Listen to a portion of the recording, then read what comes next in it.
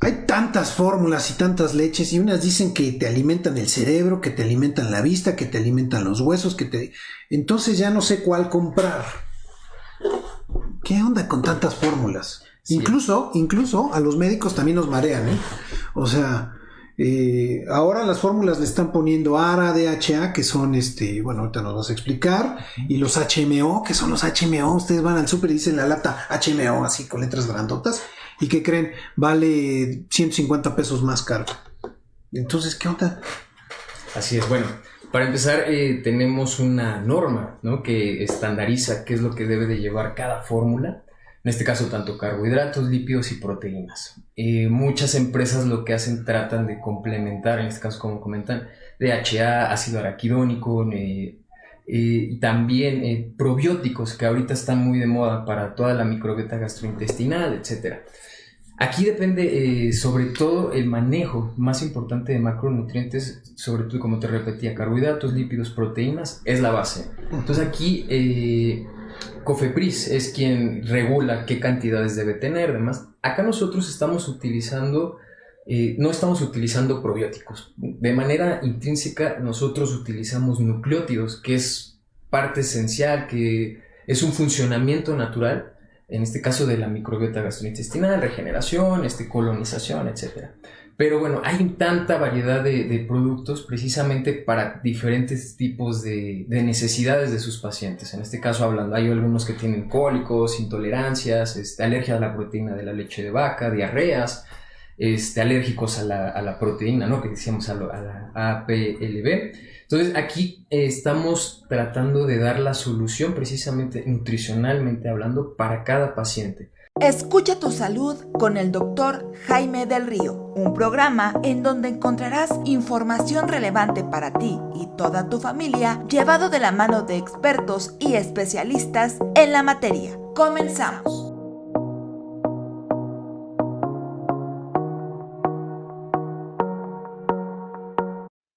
Bienvenidos a este programa Escucha tu Salud con el doctor Jaime del Río, y para mí es un gusto enorme porque estamos celebrando varias cosas. Primero, que es el año 2023, este es nuestro tercer año de programación, recuérdalo muy bien, yo llevo bien la cuenta, por supuesto, y la verdad es que es un gusto siempre estar con ustedes platicando temas, resolviendo dudas. Este trabajo no sería posible sin el equipo de producción que me asiste, tanto en Imperfecto, en la estación de radio por la que ustedes comenzamos con este proyecto, en www.imperfecto.com.mx, y también para las personas que me apoyan para hacer la proyección a través de redes sociales. Acuérdate que este programa se transmite en el Facebook Live, en Alergia Polanco Lomas, que es mi Facebook Live. También lo puedes encontrar en los podcasts de Anchor, de Spotify, de Google Play, de iHeartRadio recientemente. Lo puedes encontrar también en YouTube, lo puedes encontrar en TikTok y en Instagram, por supuesto. También ahí vas a ver algunos pequeños cortos fragmentos del programa. Así que sean todos bienvenidos después de algunas semanas de ausencia, donde todos tomamos vacaciones unos días. Pues estamos nuevamente con muchas energías, con muchas ganas de hacer este programa y de hacer las cosas bien.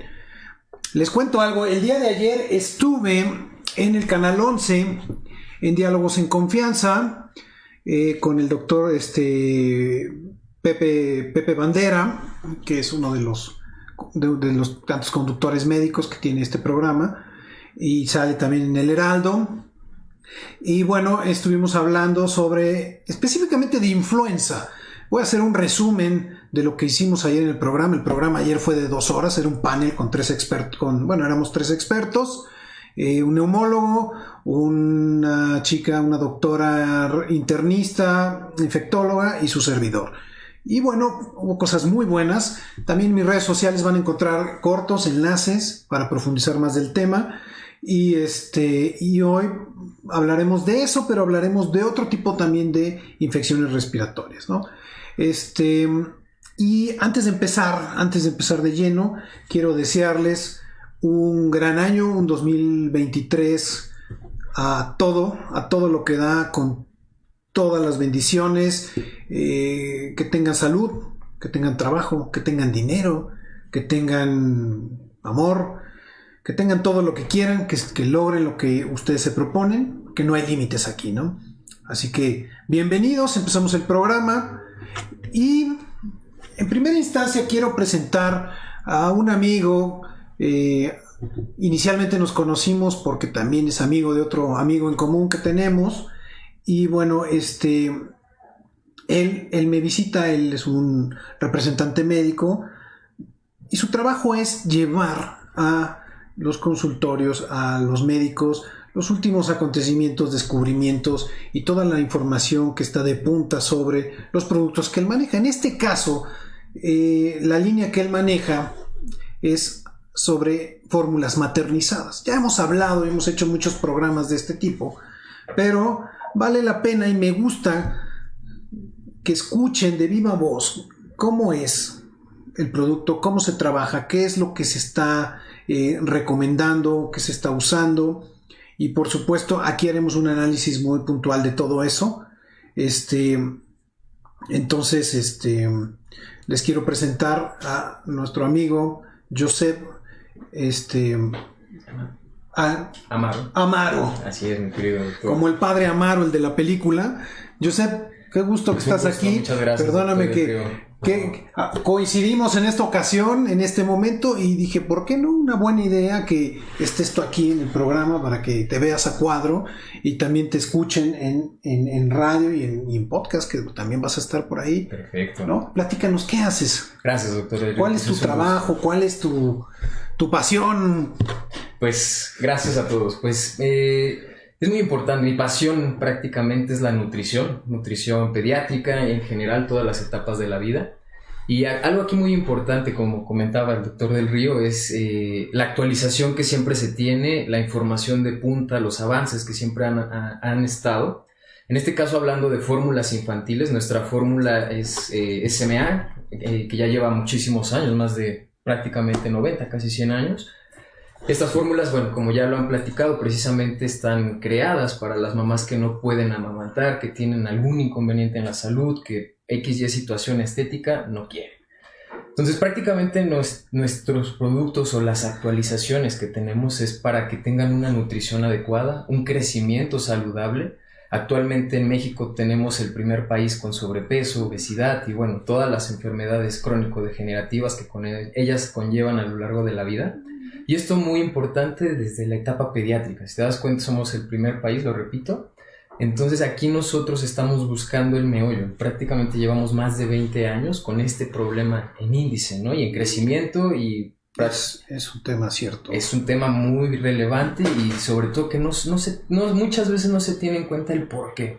Entonces aquí es donde nosotros estamos haciendo este hincapié precisamente para que se nutran adecuadamente. La evolución ha sido a lo largo de muchos años, se han fortificado, han tenido incrementos en calidad de proteína, de carbohidratos, de grasas.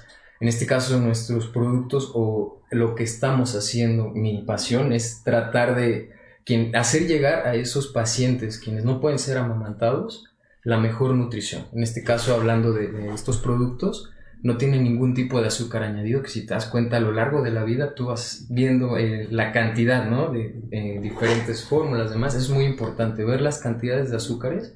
Si te das cuenta, intrínsecamente le estamos dando este carbohidrato cuando el natural es la lactosa, ¿no? Que tiene la lactancia materna, el seno materno. En este caso también el tipo de ácidos también, que formen heces adecuadas, que no se formen jabones de calcio, que se nutra adecuadamente para que también la parte ósea tenga ese funcionamiento, esa nutrición adecuada. Esto es muy importante lo que comentas y quiero que en este momento hagamos y tiremos tabús, ¿no? Tú y yo estamos de acuerdo que la mejor alimentación durante los primeros 6 meses de vida siempre es la lactancia materna. Así es. Eso lo manejamos todos, lo hemos dicho aquí, no hay mejor leche que la leche materna. Así es. ¿No? Eso no lo estamos discutiendo, pero hay situaciones particulares donde el estilo de vida. Yo también estoy de acuerdo que muchas mamás llegan y dicen, es que yo no tengo tiempo porque no me dan hora de lactancia materna, porque no me dejan salir, porque mi trabajo está a hora y media de mi casa, ¿cómo voy a ver al niño? Lo tengo que dejar en la guardería, etcétera. Ahí ya hemos dicho para las mamás que los bancos bancos de leche son una gran solución, ¿no? Así es. Pero cuando no, pues podemos recurrir a estos productos, ¿no? Mis hijos también fueron amamantados con leche materna, pero también utilizamos fórmulas, o sea, no es algo que con lo que estemos peleados, ¿no? Así es. Sí, sobre todo, como te comentaba, hay diferentes, pero aquí lo importante es ver la calidad de los nutrientes y en este caso, hablando, si somos pro lactancia materna, lo más parecido a la leche materna. Eso es algo que nosotros trabajamos, es lo que llevamos el mensaje a todos sus colegas, precisamente para tratar de revertir este problema que actualmente en México estamos, como te digo, eso es importante, ¿no? Quitarle grasas y azúcares añadidos a las leches, a las fórmulas, y promover una alimentación más balanceada, ¿no? Eso es importante. Ahora, vamos a ver, hay una cosa que siempre me preguntan los pacientes. Oye, doctor, hay tantas fórmulas y tantas leches y unas dicen que te alimentan el cerebro, que te alimentan la vista, que te alimentan los huesos, entonces ya no sé cuál comprar. ¿Qué onda con tantas fórmulas? Sí. Incluso a los médicos también nos marean, ¿eh? O sea, ahora las fórmulas le están poniendo ARA, DHA, que son, bueno, ahorita nos vas a explicar, y los HMO, que son los HMO. Ustedes van al súper y dicen la lata HMO, así con letras grandotas, y ¿qué creen? Vale 150 pesos más caro. Entonces, ¿qué onda? Así es, bueno, para empezar tenemos una norma, ¿no?, que estandariza qué es lo que debe de llevar cada fórmula, en este caso tanto carbohidratos, lípidos y proteínas. Muchas empresas lo que hacen, tratan de complementar, en este caso como comentan, DHA, ácido araquidónico, y también probióticos que ahorita están muy de moda para toda la microbiota gastrointestinal, etc. Aquí depende sobre todo el manejo más importante de macronutrientes, sobre todo, como te repetía, carbohidratos, lípidos, proteínas, es la base. Entonces aquí Cofepris es quien regula qué cantidades debe tener. Además, acá nosotros estamos utilizando, no estamos utilizando probióticos. De manera intrínseca nosotros utilizamos nucleótidos, que es parte esencial, que es un funcionamiento natural, en este caso de la microbiota gastrointestinal, regeneración, colonización, etc. Pero bueno, hay tanta variedad de productos precisamente para diferentes tipos de necesidades de sus pacientes. En este caso hablando, hay algunos que tienen cólicos, intolerancias, alergia a la proteína de la leche de vaca, diarreas, alérgicos a la proteína, ¿no?, que decíamos a la APLB. Entonces aquí estamos tratando de dar la solución precisamente nutricionalmente hablando para cada paciente. Cada uno tiene diferentes diagnósticos, entonces dependiendo del diagnóstico vamos acoplando en este caso las necesidades. Si un paciente está con sobrepeso, es lo que te decía, sobrepeso, obesidad, bueno, estamos utilizando carbohidrato, la lactosa, que no tiene ningún tipo de azúcar añadido intrínseco.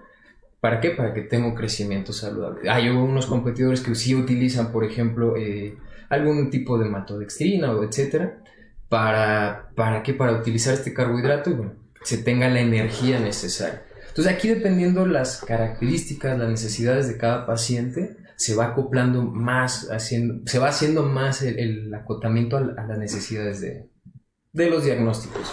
Muchas veces, no sé si has escuchado también, ¿no?, ahorita está muy de auge todo lo orgánico, que también leche orgánica, etcétera. Bueno, acá es un gran problema, ¿no?, porque realmente estamos ya cambiando la alimentación natural, que es la lactancia materna. No podemos meter ningún tipo de leche orgánica, porque ahí estamos precisamente también hasta fomentando cierto tipo de alergias, etc. Sí, no, la tendencia es hacer la leche industrializada, maternizada, lo más parecida al seno materno, que no lo van a lograr, pero que se seguirán ahí batiendo en la raya para tratar de hacerlo, ¿no? Entonces, aprovechemos estos productos en la medida de lo posible. Repito, no hay mejor alimentación que el seno materno, pero bajo situaciones especiales y necesidades también de cada paciente que cada médico deberá de valorar. Y entonces escoger el tipo de fórmula que más le convenga y entonces así resolver un problema y seguir alimentando adecuadamente a nuestros pacientes, ¿no? Así es, querido doctor Elrio.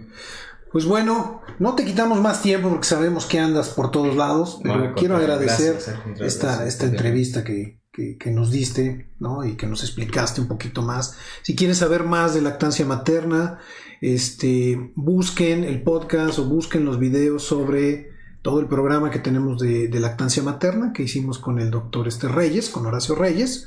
Y bueno, ahí vamos a tener, también tocamos un poco de fórmulas, van a tener toda la información. En cualquiera de las plataformas lo van a encontrar. ¿De acuerdo? Bueno, pues... Muchas gracias, doctor. Gracias. Del sistema Lula, acuérdense, lo más parecido, tratando. Ya verán cuando vengan a consulta y les daremos a conocer. Exacto, muchas gracias. Gracias. Bueno, ahora vamos a hablar de otro tema en particular. Gracias. Miren, estamos cursando una temporada muy fuerte de cuadros infecciosos respiratorios. Y todo esto empezó en el otoño-invierno y tuvimos un desfile, diría yo, de bacterias, de virus que se han estado presentando y nos han estado dando cuadros infecciosos, algunos, en la gran mayoría, afortunadamente, sin consecuencias, pero hay otros que están generando realmente problemas, neumonías, ingresos hospitalarios, ingresos a las terapias, otitis, sinusitis, faringitis, traqueitis, todas son complicaciones. Y yo ayer les decía en el programa que tuvimos al aire por TV, hay que saber diferenciar y hay que explicarle a un paciente también cuáles son las características que hacen diferente a una gripa, ¿sí? De un resfriado, ¿sí? Un resfriado, por ejemplo, es la forma más leve de la enfermedad. Es una cosa que solo se caracteriza por escurrimiento nasal, secreción, congestión nasal en grado variable, pero sin alteración como dolores de cabeza importantes, sin fiebre, que es un dato importante, sin ataque al estado general. Puede haber o no algo de tos, pero es una tos muy ligera, una tos que no molesta incluso, que no afecta el sueño y que no afecta nuestras actividades cotidianas. Entonces, eso es una gripa. Y una gripa tiene un periodo de evolución de entre 3 y 5 días y se acabó, ¿no? Ahora, perdón, ese es un resfriado. Y una gripa es un cuadro mucho más agresivo, es un cuadro que suele acompañarse de fiebre, que se acompaña de tos, que se acompaña de ataque al estado general. Estoy débil, no me quiero levantar de la cama, me duele la garganta, me duele la cabeza, me duele todo. Y hay que tener cuidado porque estos cuadros son los que se complican, las gripas, ¿no? Cuando va evolucionando el cuadro de un resfriado a una gripa y luego puede tomar una variante como por ejemplo otitis media, ¿no? Entonces la cantidad de moco, las secreciones y todo lo que se aloja en la vía aérea superior fácilmente puede viajar por el conducto que comunica al oído y medio o al oído interno con la nasofaringe o la parte posterior de la garganta. Hay un conducto que está ahí y que regula la presión del oído. Todos hemos hecho esta maniobra de Valsalva donde apretamos la nariz y tratamos de soplar como para hacer que los oídos se destapen, ¿no? Y hemos experimentado estos cambios de presión en aviones, buceando o incluso en el mismo coche, siempre y cuando estemos a diferentes alturas. Bueno, esa presión la regula el oído por este conducto o trompa de Eustaquio, que ese es su nombre científico, y que cuando uno tiene gripa o cuando uno tiene un resfriado, al taparse la nariz, pues cambia la presión del oído y constantemente es una molestia. Entonces, Esta presión que genera es una presión negativa que suele aspirar moco. Entre más negativa sea la presión, el moco de la garganta se puede ir al oído y generarme una otitis media. ¿Qué pasa cuando este mismo moco que está alojado en las vías respiratorias superiores se va a los senos paranasales? Los senos paranasales son el seno frontal, los senos maxilares. Son estructuras huecas que están dentro de la cara y que tienen diferentes funciones. Fonación, aligerar el peso del cráneo y alojar varias estructuras que nos permiten una adecuada respiración. Bueno, esas cavidades huecas se llenan también de moco y nos crea un cuadro de sinusitis. Estas enfermedades requerirán el uso de tratamientos, antibióticos en un buen número de casos y en otros tratamientos que van a aliviar los síntomas y a evacuar el moco. Fíjense bien que una otitis maltratada, una otitis media que se revienta el tímpano o la membrana timpánica y que está supurando, puede supurar hasta 3 meses. Incluso al no dejar de supurar, los otorrinos colocan tubos de ventilación para que siga drenando el oído, ¿no? Entonces, no es conveniente tener este tipo de complicaciones. Déjenme les cuento de una complicación importante que se presentó en esta época, en diciembre. Desde principios de diciembre empezamos con cuadros infecciosos importantes y particularmente había uno que era producido por el virus sincicial respiratorio. El virus sincicial respiratorio es un virus estacional. Es un virus que todos los años está presente, pero es un virus que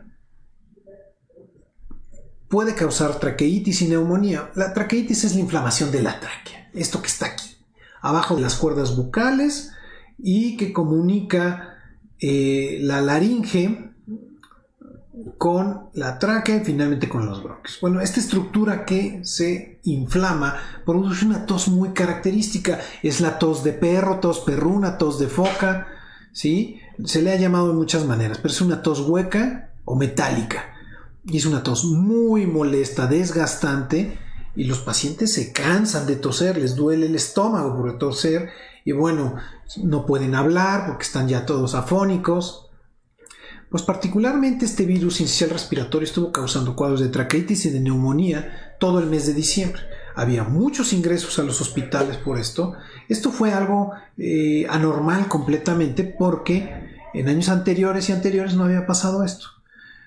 Podemos achacárselo a que, y esto también es parte de mi interpretación personal, que el COVID al ocupar este gran espacio de cuadros infecciosos pues desplazó a todos los demás virus.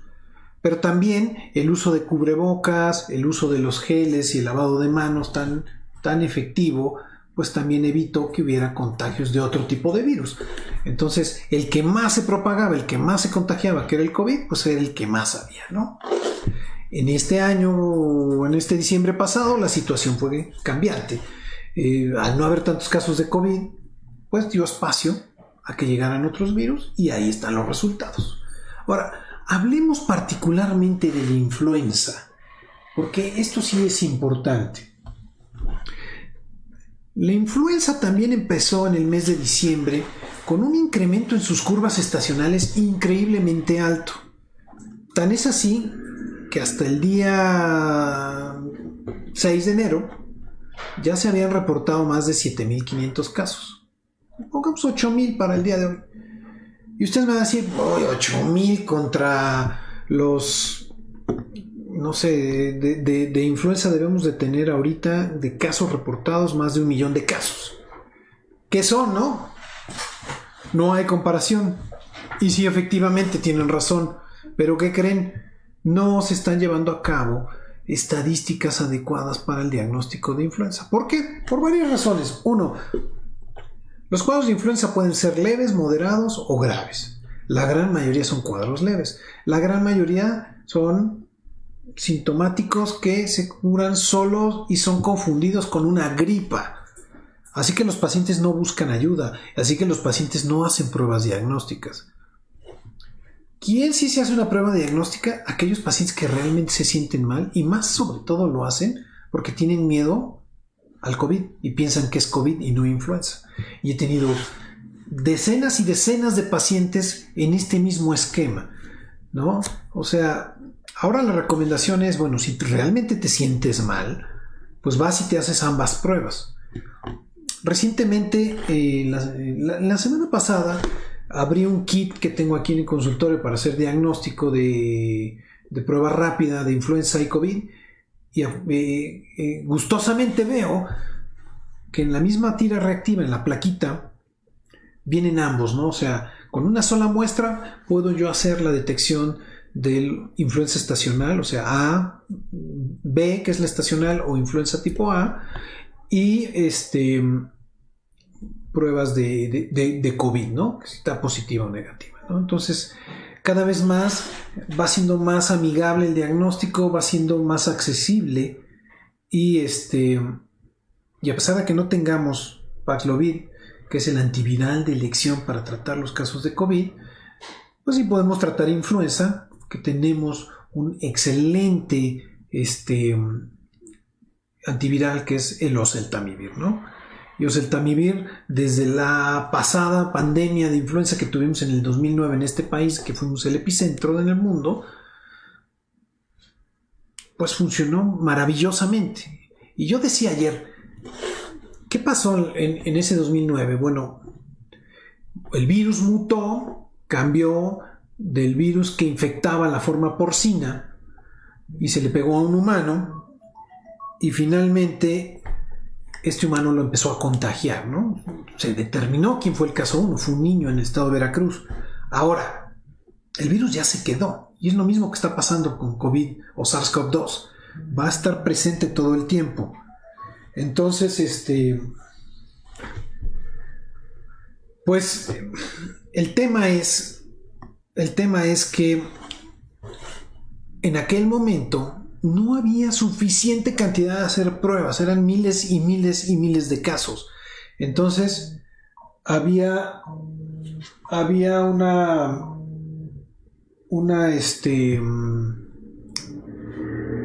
y desde entonces se crearon protocolos estandarizados para atender oportunamente a los pacientes, donde se generaba o se hacía una especie como un checklist, y nosotros decíamos si el paciente tenía o no características de una enfermedad tipo influenza, sin hacer prueba, y a todos esos pacientes les iniciábamos tratamiento.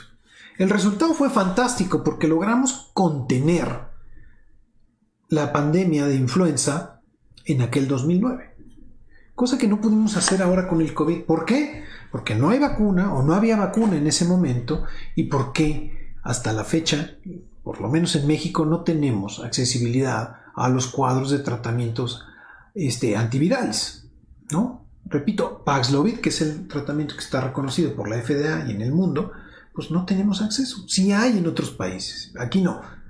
Y aquí los pocos que hay están muy resguardados. Entonces, eso es importante. Ahora, fíjense, una de las preguntas que mucho se repitió ayer es: ¿qué onda con las vacunas y cuántos tipos de virus de influenza hay? Parece que hay confusión. Y aquí está la respuesta. Miren, la influenza estacional es una influenza que históricamente ha estado presente, ¿no? Y se le ha denominado influenza tipo B. Particularmente hay dos tipos de influenza estacional que están circulando, dos tipos de influenza B, ¿sí? Reciben nombres, ¿no? Una es Yamagata y el otro recibe el nombre de la cepa canadiense, digamos. ¿Ok? Ahora, los casos de influenza tipo A suelen ser casos mucho más graves, que suelen complicarse, y que una de ellas incluye H1N1, que fue esta variante que mutó y que nos dio en el 2009 todo este periodo de pandemia, toda esta crisis en el mundo, y que se complicó y que cobró muchas vidas. Y actualmente hay otra cepa que está en la vacuna que estamos poniendo, que es H3N2 o la cepa California. H3N2 muchas veces reciben el nombre por el primer país o lugar donde se reconoce, ¿no? Por ejemplo, del COVID, recuérdense, COVID, SARS-CoV-2, ¿no? La variante de Wuhan. O teníamos la variante brasileña, o teníamos la inglesa, o la variante Delta que empezó en la India. La nomenclatura se le va dando de acuerdo a esto y se les va asignando nombres de letras del abecedario, porque si no tendríamos un desfile de países donde cada cepa se originó, ¿no? Entonces, podemos utilizar indistintamente algunos nombres que nos ayuden a recordar dónde empezó la cepa o para relacionarla. Y este es el caso de H3N2 o la cepa de California. Entonces, estos dos sí lo tienen la vacuna y estamos vacunando esto. En México, en este país, actualmente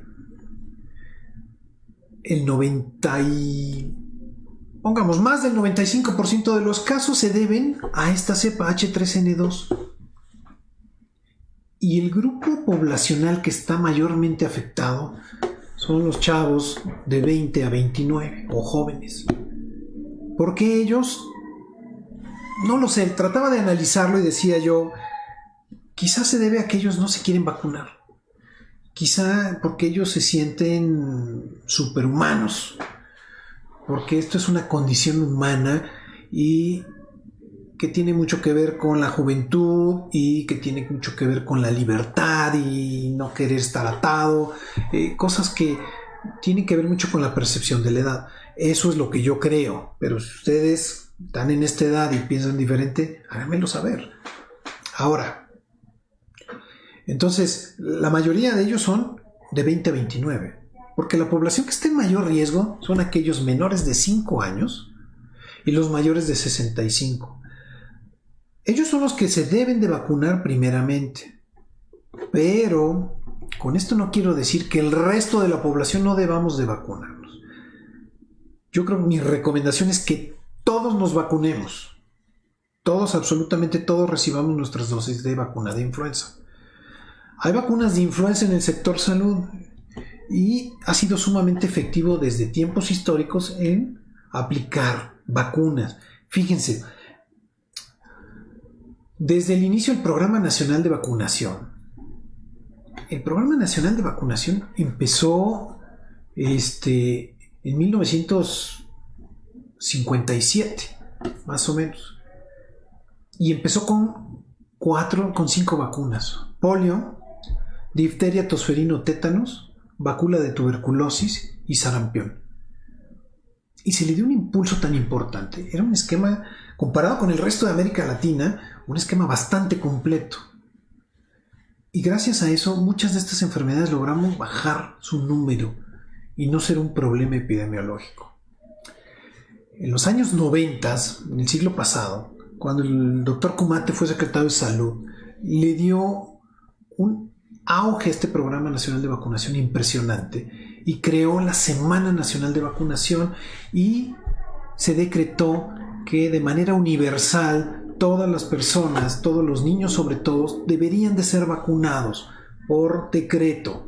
O sea, ningún niño podía quedarse sin su esquema de vacunación. Y esto naturalmente ayudó a reducir todavía más muchas enfermedades. Ahora, la influenza no es una vacuna obligatoria que esté en la cartilla nacional de vacunación, pero de manera tradicional, y me atrevo a decir que desde la epidemia que tuvimos de influenza, todos los años la van a encontrar. Incluso el año antepasado, en donde no había vacuna en el sector privado, el sector público tenía miles y miles y miles de dosis y se estuvieron aplicando. Ahora, diferencia entre vacuna en el sector público y en el sector privado. Bueno, la vacuna que aplica el gobierno tiene 3 cepas: H1N1, H3N2 y una vacuna y una cepa estacional o una tipo B. Las otras 2 son tipo A. Y las que habitualmente ustedes consiguen en el sector privado son vacunas cuadrivalente o de 4 serotipos. Incluye estas mismas: H1N1, que es tipo A, H3N2, que es tipo A, y las 2 tipos de influenza estacional, ¿sí? Entonces es una vacuna un poco más completa. ¿no? Te da un extra de protección, un poco más. Ahora, reacciones. Mucha gente se quejaba ayer y decía, yo no me vacuno porque me da influenza y me va peor. Y creo que ese es un error. O sea, si bien es cierto a todos o a varias personas nos puede dar como reacción a la vacuna y nos podemos sentir mal, pues creo que sufrir síntomas asociados por los conservadores, los preservativos que tienen las vacunas, va a ser mucho menor que sufrir un cuadro grave de influenza. Miren, la vacuna nos protege en el 98% contra infecciones graves, caer en una terapia intensiva, con una neumonía o morir de influenza. Si ustedes no me creen, echen una checadita a las gráficas de mortandad. Y porque decían ayer, ¿a poco todavía ¿a poco se muere la gente de influenza? Pues sí, sí se muere. Claro, no son los 1900 casos de COVID que se morían en un día, cuando estábamos en el punto más álgido de la enfermedad, pero llevamos más de 130 casos de muertes por influenza. Y nadie de nosotros quiere ser número. Nadie quiere ser estadística, así que los recomiendo que se vacunen. Sin duda hay muchos más casos de influenza, o sea, no son 7,000, no son 8,000, pero bueno, es la única manera que podemos valorar la evolución que va teniendo la enfermedad.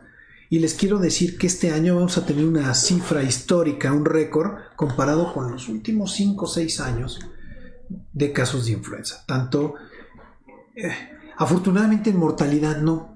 Porque fíjense que en el 2018, donde la cepa predominante era H1N1, que hubo un rebrote, ahí hubo más o menos unas 720 muertes, o sea, un número mucho más alto, ¿no? Y es aquí donde yo les digo, las cepas de tipo A son más agresivas. Sobre todo H1N1. Ahora, esta cepa que también es tipo A, no se está viendo tan agresiva. Solo y desgraciadamente solo llevamos más de 130 muertes, ¿no? Entonces, pues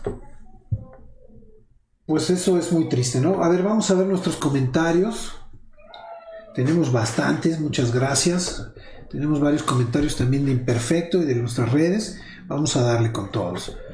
Gaby Toral dice, muy feliz año. Que Dios le dé muchas bendiciones, doctor. Ya lo extrañaba. Muchas gracias, Gaby. Yo también ya los extrañaba. Ilse Durán, ¿se puede tener COVID e influenza a la par? Sí, sí se puede, por supuesto, y nos va mucho peor. Juan Luis dice, ¿cómo diferenciar influenza de COVID? Las diferencias son, hasta para el más experto, se nos va. O sea, uno como paciente no va a saber. Pero si llegase a haber algunas cosas que pudiéramos diferenciar, aparte del malestar general, estar tumbados en la cama, no querer hacer nada, ambos pueden tener problemas respiratorios. Por ejemplo, la influenza, la pérdida del olfato, ¿no? Eso es característico, la pérdida del olfato es característico de COVID, en la influenza no pasa eso. O la pérdida del gusto también en el COVID. En cambio, en la influenza la fiebre suele ser mucho más fuerte, se presenta mucho más rápido y es más difícil de controlar, y en el COVID es más baja. Pero la verdad es que fuera de eso, no va a haber diferencias, ¿no? No vamos a poder diferenciarlo, ¿no? Les repito, hasta para el médico más experimentado. Renata, ¿recomienda seguir usando el cubrebocas, doctor? Sí, recomiendo lugares que son concurridos, cerrados, donde vemos gente enferma. Creo que otra vez en el transporte público valdría la pena. Miguel Hernández dice, buenas tardes, ¿qué recomendaciones o situaciones ve usted después de que los niños con rabia por mordedura de murciélago? Interesante. Bueno, este es un tema que empezó a dar mucho de qué hablar. Y yo platicaba con un epidemiólogo y alguien que se encargaba del programa de vacunación antirrábica. Y me decía, mira, es muy difícil que un murciélago pueda transmitir la rabia a una persona, que lo muerda. Primero porque no muerden personas, es muy raro.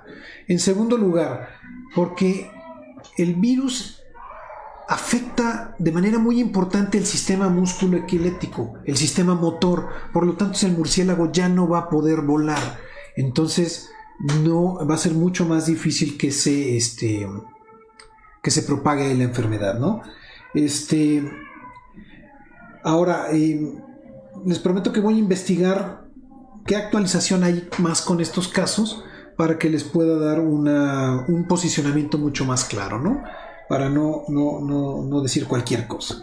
Lo platicamos la próxima semana. Orlando Meraz dice: saludos y deseándole un gran inicio de año. Muchas gracias, Orlando. Igualmente, Patita lastimada, ya lo extrañaba mucho, doctor, lo quiero. Igualmente, Patita, te queremos, te quiero mucho, un feliz año. A ver, aquí tenemos otras. Doctor, mencionó el banco de leche, pero ¿eso dónde está? Excelente pregunta, porque no lo dije. ¿Quién lo puede utilizar? ¿Qué requisitos se necesitan? Porque yo batallo para que me salga leche y mi hijo se queda con hambre y a veces me desespero. Gracias por la información, Miriam. Bueno, Miriam, el banco de leche no es que uno vaya y compre su leche, sino más bien es uno que va construyendo la persona, la mamá, y tiene mucho que ver en base a que se va sacando la leche, la va congelando, y cuando mande al chiquito con la abuela a la guardería, pues saca las leches congeladas y durante el día esa leche tiene una utilidad de 24 horas. Pero no es un lugar especial donde uno vaya. En los hospitales, por ejemplo, hay y apoyan a las mamás, ¿no? Pero algo así donde uno pueda ir a conseguir leche materna, no. Ahora, sé que lo hay y sobre todo en lugares que no tienen que ver tanto con los centros urbanos, hay personas que se encargan de amamantar a otros chicos, que son mamás que normalmente están amamantando a un niño y le dan al otro. ¿Ok?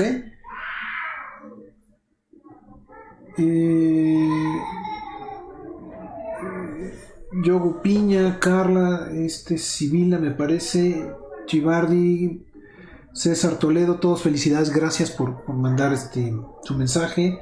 César Tardo también, gracias. Doctor, ¿se puede identificar una sinusitis de una alergia?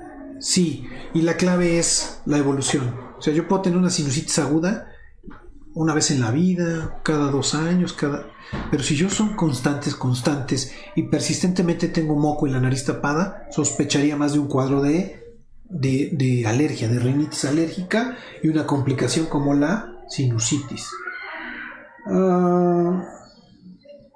Otra vez, Marco dice cómo diferenciar COVID de influenza o de una gripa. Ya platicamos un poquito de eso. Dice, lleva varios días teniendo, pero...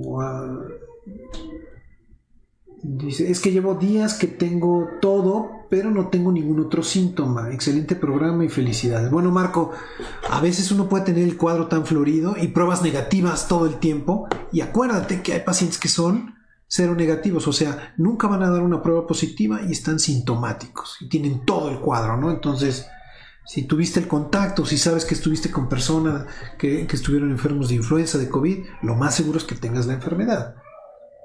Doctor, dice Susi, doctor, si no puedo amamantar a mi hijo, ¿cuál es la leche más recomendable? Bueno, hay diferentes tipos de leches, ¿no? Lo ideal sería que fueran con su pediatra, que vinieran conmigo, con su pediatra, para que, dependiendo de las condiciones, el peso, la talla del paciente y las necesidades nutricionales, pues escogiera cualquier leche, o de las que hay, cuál sería la mejor. Yo recomendaría, hay muchas en el mercado de marcas muy prestigiadas, ¿no? No voy a decir nombres, pero las empresas ahí están, tienen a Nestlé, tienen a Bayer, tienen a Abbott, tienen a Lula, que es la que nos patrocina nuestro amigo Giuseppe. Entonces, todas tienen sus fórmulas de inicio y todas tienen la misma base, si me preguntan. ¿Hay una diferencia entre una y otra? Yo diría de entrada, bote pronto, no. Hay cosas particulares que le van sumando, que si probióticos, prebióticos, y van haciendo más caras las leches. De eso, que sea indispensable que la tenga una leche a otra, porque yo puedo conseguir una leche que cueste 250 pesos y otra que me cueste 500 o 600 pesos y es la misma leche, nada más que esta le pusieron ARA, DHA, que son ácidos grasos esenciales, le pusieron oligosacáridos o probióticos y entonces las leches van siendo un negociazo y se van haciendo más caras, ¿no? Bueno. Doctor, si ya me dio influenza o tengo síntomas, ¿me recomienda que me inyecte? O sea, de la vacuna, supongo. La respuesta es sí, cuando ya te sientas bien, cuando ya estés afebril y ya te sientas perfectamente bien. Sí, a la vacuna.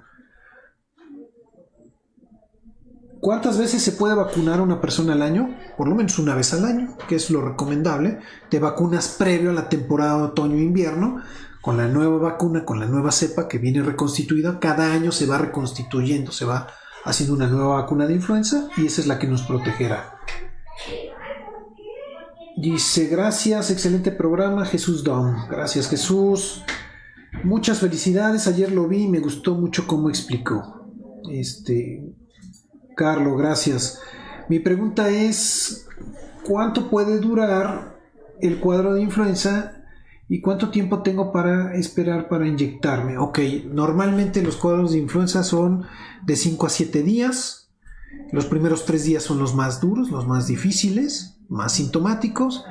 Y una vez que salimos, nos sentimos bien, ya no tenemos fiebre, que normalmente es después de 7 días, podremos vacunarlos.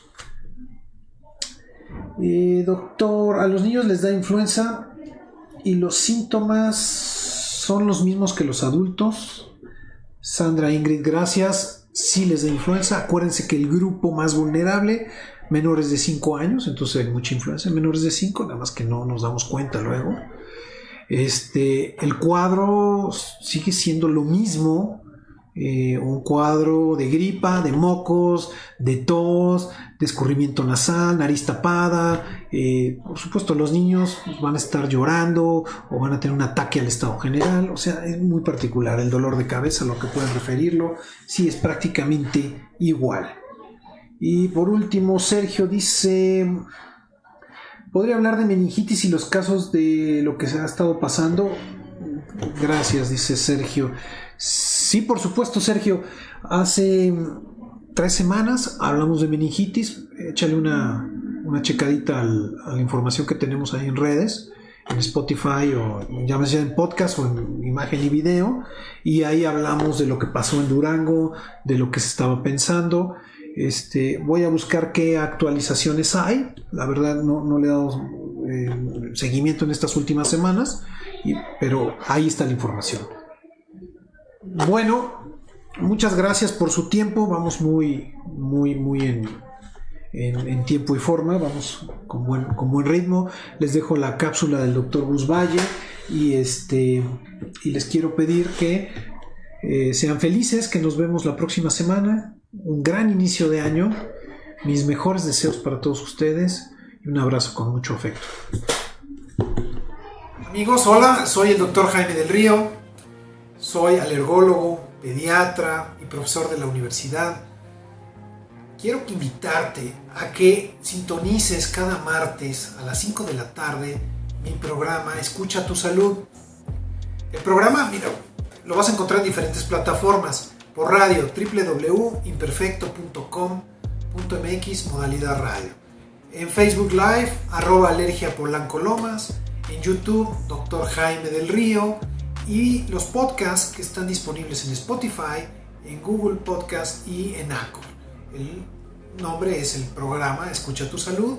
Y mira, el objetivo de este programa es que estés actualizado, tengas información de primera mano, información verídica, información que te va a ayudar además con tips, con consejos, anécdotas, vivencias, a responder tus dudas, para que mejores tu calidad de vida y tu día a día. Nos vemos.